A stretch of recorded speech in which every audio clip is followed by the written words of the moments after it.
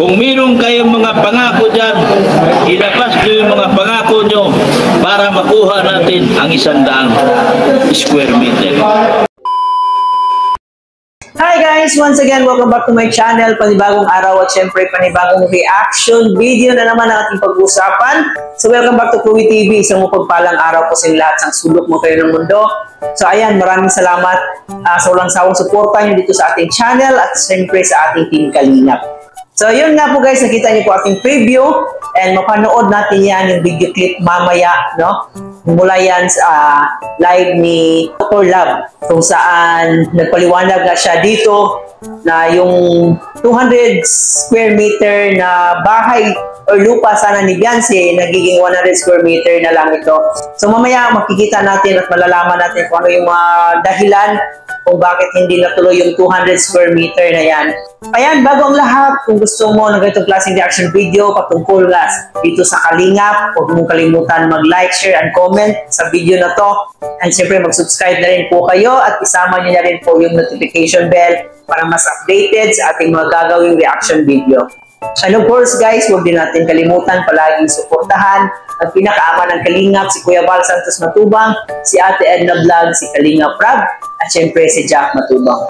Suportahan din po natin ating mga key-boys, Kalingap partners, at syempre ang ating mga charity vloggers sa Pilipinas. Kung na natin patagalin pa, panoorin na natin yung live ni Dr. Love kung saan may nilinaw siya na issue about nga doon sa lupa ni Beyonce.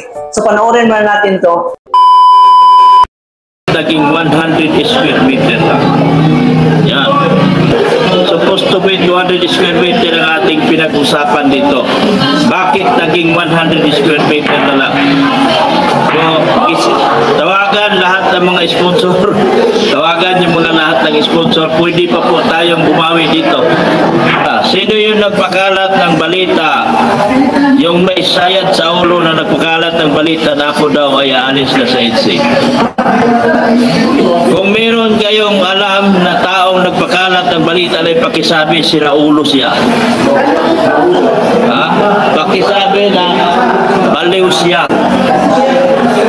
Ha? Saan niya kinukuha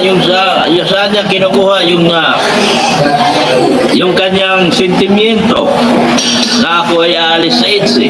Sabi sa taong yan, mapalalaki man yan siya o mababae, masyadong matabil ang kanyang buhang. Pero sasampalin ko siya kaliwat kanan sa gabing ito. Sasampalin ko siya dahil ang kanyang pinapakalat ay talagang fake news. Akalain mo sasabihin na aalis daw ako sa Danjoy, sa EDSA at lilipat daw ako sa Danjoy. Bibigyan kita ng isang halimbawa, Parikoy or Marikoy, Maritis man o Marisolsol. Si Joy ay vlog ni Kalingap Andy Kayakap. Kailanman hindi ako pwedeng mag-vlog kay Joy. Asa ng utak niya? Sa mga panahon na gumawa siya ng sarili niyang kwento, nasaan ang kanyang utak? At ginawa niya ako ng kwento na ako daw ay aalis na sa EDSA.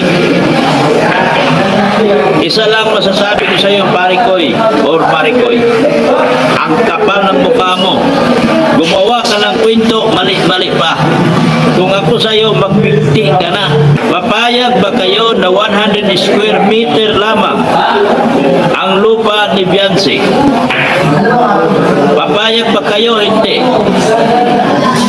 Ang alam nyo, lahat kayo, ang pagkakalam nyo, 200 square meter ang lupa ni Beyonce. Sa kasamaang palad, ang lupa ni Beyonce ngayon ay 100 square meter lang. Hindi natin maaabot ang laki ng bahay ni Carla. Dahil kung mag-suma total, 10 by 10 lang.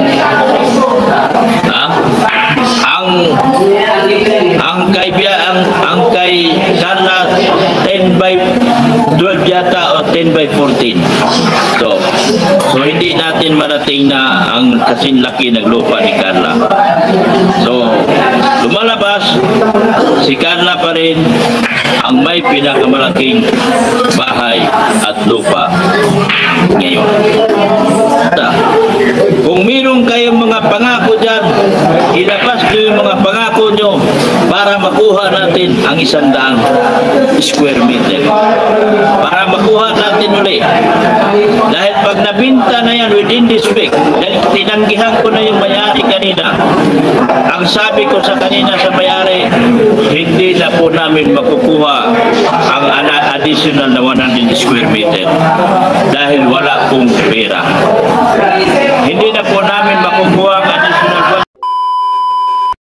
So yun nga po guys, nalaman natin kay Dr. Lab, no, yung plano pala talaga dati is 200 square meter yung magiging lupa sana ni fiancé. Ngayon, nagiging 100 square meter na lang. Dahil nga, di ba, so parang hindi umabot yung pera. No, para sa akin, hindi na kaya kung wala na talagang pera, o yun na lang, di ba?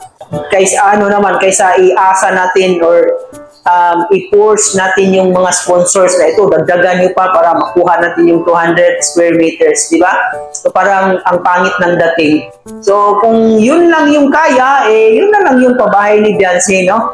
Dito nga guys, nabanggit din niya na mas malaki pa raw yung pabahay ni Carla kumpara kay Beyonce, kasi sabi-sabi nila mas malaki talaga itong kay Beyonce, no?